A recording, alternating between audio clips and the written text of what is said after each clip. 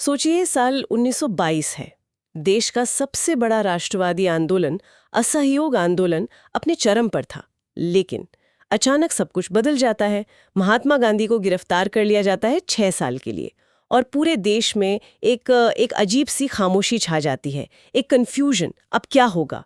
आज हम इसी मोड़ की पड़ताल करने जा रहे हैं। हमारे पास जो स्रोत हैं वो कांग्रेस के भीतर हुए एक बहुत बड़े वैचारिक टकराव की कहानी बताते हैं।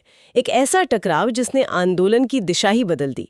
सवाल ये था कि क्या अंग्रेजों के बनाए सिस्टम का पूरी तरह बहिष्कार किया जाए या फिर उसी सिस्टम के अंदर घुसकर उसे तोड़ने की कोशिश की जाए। और ये सिर्फ एक रणनीति का सवाल नहीं था, ये आंदोलन की आत्मा से जुड़ा सवाल था। आज की हमारी चर्चा का मिशन यही समझना है कि गांधी जी की गैरमौजूदगी में कांग्रेस के दो गुट, एक तरफ स्वराजवादी और दूसरी तरफ नो चेंजर्स, ये कैसे बने, वे किस बात पर असहमत थे और आखिर में उन्होंने साथ काम करने का रास्ता कैसे निकाला। ये भारतीय स्वतंत्रता संग्राम का एक बहुत ही दिलचस्प अध्याय है। बिल्कुल। तो चलिए इस कहानी को खोलते हैं। गांधी जी की गिरफ्तारी के ठीक बाद कांग्रेस के गलियारों में आखिर चल क्या रहा था? तो गांधी जी जेल में थे और राष्ट्रवादी खेमे में एक खालीपन सा आ गया था। लोग समझ नहीं पा रहे थे कि अब क्या करें। और यहीं से दो अलग अलग विचारधाराएं सामने आईं। पहला गुट था जिसे कहा गया नो चेंजर्स। हाँ, नो चेंजेस मतलब नाम से ही जाहिर है, कोई बदलाव नहीं। इस गुट का नेतृत्व सी राजगोपालाचारी, वल्लभ भाई पटेल और राजेंद्र प्रसाद जैसे बड़े नेता कर रहे थे। अच्छा। उनका तर्क बहुत सीधा था। वो कहते थे कि हमें गांधी के बताए रास्ते पर ही चलना है। मतलब रचनात्मक कामों पर ध्यान दो, जैसे खादी को बढ़ावा देना, शिक्षा पर काम करना, छुआछूत मिटाना, हिंदू मुस्लिम एकता, ये सब। बिल्कुल। और बहिष्कार और असहयोग जारी रखो। उन्हें डर था कि अगर हम चुनावी राजनीति में या इन विधान परिषदों मतलब लेजिस्लेटिव काउंसिल्स में गए तो हम अपने असली मकसद से भटक जाएंगे। उन्हें लगता था कि इससे क्रांतिकारी जोश खत्म हो जाएगा और एक तरह से राजनीतिक भ्रष्टाचार भी बढ़ेगा। तो वो चुपचाप अगले सविनय अवज्ञा आंदोलन की तैयारी करना चाहते थे। तो ये एक तरह से बाहर से विरोध करने वाली रणनीति थी, सिस्टम को पूरी तरह से नकार दो। लेकिन फिर एक दूसरा गुट आया जिसकी सोच बिल्कुल अलग थी।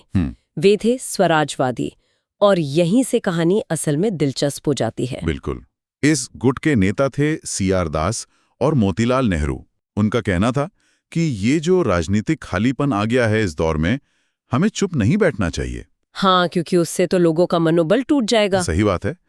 तो उन्होंने कहा कि हमें विधान परिषदों के बहिष्कार को खत्म करना चाहिए और चुनाव लड़कर उनके अंदर जाना चाहिए। उनकी रणनीति थी एंड और मेंड। एंड और मेंड, इसका क्या मतलब हुआ? मतलब या तो इन परिषदों को खत्म करो या इनमें सुधार करो। उनका मकसद इन परिषदों में जाकर सरकार के काम में लगातार बाधा डालना था, उनकी कमजोरियों को उजागर करना था। वो इन परिषदों को एक राजनीतिक संघर्ष का अखाड़ा बनाना चाहते थे। अच्छा, ये तो बड़ी साहसिक योजना थी। हाँ, और उनका एक और तर्क था, वो नहीं चाहते थे कि सरकार इन खाली सीटों को अपने यूं कहिए कि चापलूस लोगों से भर दे और अपने कानूनों को वैधता दिलाए। मतलब सिस्टम के अंदर से विरोध करने की एक बहुत ही सोची समझी योजना थी। बिल्कुल। तो हमारे पास दो स्पष्ट गुट थे, एक जो सिस्टम से बाहर रहना चाहता था और दूसरा जो सिस्टम के अंदर घुसकर उसे तोड़ना चाहता था।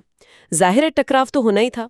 और ये टकराव दिसंबर 1922 में कांग्रेस के गया अधिवेशन में खुलकर सामने आया। हाँ, गया अधिवेशन में माहौल बहुत तनावपूर्ण था। स्वराजवादियों ने परिषदों में प्रवेश का प्रस्ताव रखा। CR दास खुद उस अधिवेशन के अध्यक्ष थे, लेकिन नो चेंजेस का पलड़ा भारी रहा और उनका प्रस्ताव हार गया। इस हार के बाद क्या हुआ? इस हार के बाद CR दास और मोतीलाल नेहरू ने कांग्रेस के अध्यक्ष और सचिव पद से इस्तीफा दे दिया और अपनी एक अलग पार्टी बनाने की घोषणा कर दी। नाम था कांग्रेस खिलाफत स्वराज पार्टी, जिसे बाद में सिर्फ स्वराज पार्टी कहा गया। ये तो बहुत बड़ा कदम था। ऐसा लग रहा था कि कांग्रेस में 1907 जैसी बड़ी फूट पड़ जाएगी। लग तो यही रहा था, लेकिन ऐसा हुआ नहीं। क्यों? इसके दो मुख्य कारण थे। पहला, दोनों पक्ष ये समझते थे कि अंग्रेजों के खिलाफ एक संयुक्त मोर्चे की कितनी ज्यादा जरूरत है। वो 1907 वाली गलती दोहराना नहीं चाहते थे। और दूसरा कारण? दूसरा और सबसे महत्वपूर्ण कारण थे गांधी जी। भले ही वो जेल में थे, लेकिन दोनों ही गुट उनके नेतृत्व की अहमियत को समझते थे और उनसे संपर्क में थे। इन्हीं सब बातों को ध्यान में रखते हुए सितंबर 1923 में दिल्ली में एक समझौता हुआ। अच्छा, एक समझौता? और क्या था ये समझौता? ये एक बहुत ही प्रैक्टिकल समाधान था। तय हुआ कि स्वराजवादियों को कांग्रेस के भीतर एक समूह के रूप में चुनाव लड़ने की अनुमति दी जाएगी। कांग्रेस के भीतर, अलग पार्टी के तौर पर नहीं? नहीं, उन्होंने कांग्रेस के बाकी सभी कार्यक्रमों को स्वीकार किया सिवाय एक के कि वो विधान परिषदों में शामिल होंगे। इस तरह कांग्रेस की एकता भी बनी रही और स्वराजवादियों को अपना रास्ता भी मिल गया। तो अब जब स्वराजवादियों को चुनाव लड़ने की इजाजत मिल गई तो उन्होंने अक्टूबर 1923 में अपना घोषणा पत्र, अपना मैनिफेस्टो जारी किया। और ये दस्तावेज उनकी आक्रामक रणनीति का एक तरह से आईना था। हाँ, उसकी भाषा बहुत तीखी थी। उसमें साफ साफ कहा गया था कि भारत में ब्रिटिश शासन का मकसद सिर्फ अपने देश के स्वार्थों को पूरा करना है। और ये जो सुधार वगैरह हैं, ये सब दिखावा है। बिल्कुल, कि ये तथाकथित सुधार सिर्फ एक दिखावा है। असली मकसद भारत के संसाधनों का शोषण जारी रखना है। इसलिए स्वराजवादी परिषदों में स्वशासन की मांग रखेंगे। और अगर ये मांग खारिज कर दी गई तो वे एक समान, निरंतर और सुसंगत बाधा की नीति अपनाएंगे। मतलब शासन करना असंभव बना देंगे। हाँ, उनका लक्ष्य परिषदों को अंदर से ध्वस्त करना था। अब आते हैं गांधी जी पर। जब वो फरवरी 1924 में स्वास्थ्य कारणों से जेल से रिहा हुए तो शुरुआत में तो वो परिषद में प्रवेश के इस विचार के खिलाफ थे, लेकिन धीरे धीरे उनका मन बदलने लगा। हाँ, बदलने लगा। इसके कई कारण थे। पहला, उन्होंने महसूस किया कि इस कार्यक्रम का सार्वजनिक रूप से विरोध करने से कोई फायदा नहीं होगा, बल्कि नुकसान ही होगा। राष्ट्रवादी खेमा बढ़ जाएगा। और दूसरा कारण जरूर नवंबर 1923 के चुनावों में स्वराजवादियों का प्रदर्शन रहा होगा। बिल्कुल, उनका प्रदर्शन काफी अच्छा था। उन्होंने 141 में से 42 सीटें जीती और मध्य प्रांत में तो उन्हें स्पष्ट बहुमत भी हासिल हुआ। हाँ। और परिषदों के अंदर उनका जो निडर और समझौता न करने वाला रवैया था, उससे गांधी को यकीन हो गया कि ये लोग औपनिवेशिक प्रशासन का एक और अंग बनकर नहीं रह जाएंगे, ये वाकई लड़ने गए हैं। और एक आखिरी वजह भी थी जिसने गांधी को पूरी तरह से उनकी तरफ कर दिया। हाँ, 1924 के अंत में सरकार ने क्रांतिकारियों और स्वराजवादियों पर शिकंजा कसना शुरू कर दिया।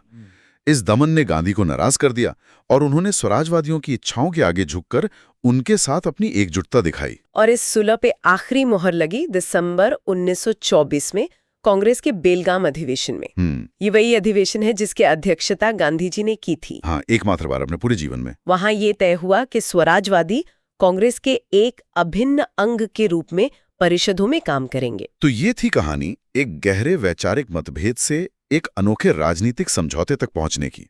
एक तरफ थे नो चेंजर्स, जो गांधी के रास्ते पे अड़िग रहना चाहते थे, और दूसरी तरफ थे स्वराजवादी, जो दुश्मन के घर में घुसकर लड़ने को तैयार थे। इसका सबसे बड़ा सार ये है कि ये घटना राष्ट्रवादी आंदोलन के लचीलेपन और उसके आंतरिक लोकतंत्र को दिखाती है। ये कोई एक आवाज वाला आंदोलन नहीं था। इसमें इस बात पर तीखी बहस होती थी कि आजादी कैसे हासिल की जाए। मतलब कोई एक फिक्स्ड रास्ता नहीं था। और स्वराजवादियों की रणनीति ने असहयोग आंदोलन के बाद के दौर में जो एक राजनीतिक शून्यता आ गई थी, उसे भरने और लोगों के उत्साह को बनाए रखने में बहुत महत्वपूर्ण भूमिका निभाई। बिल्कुल, स्वराजवादियों ने सिस्टम को अंदर से चुनौती देने का रास्ता चुना। और ये आज भी सक्रियता और राजनीति में एक शाश्वत प्रश्न खड़ा करता है। किसी शक्तिशाली व्यवस्था को चुनौती देने का सबसे कारगर तरीका क्या है? क्या बाहर से विरोध करना ज्यादा प्रभावी है या उस सिस्टम का हिस्सा बनकर उसे अंदर से बदलने की कोशिश करना, भले ही इसमें खुद के सिद्धांतों से भटक जाने का खतरा क्यों ना हो?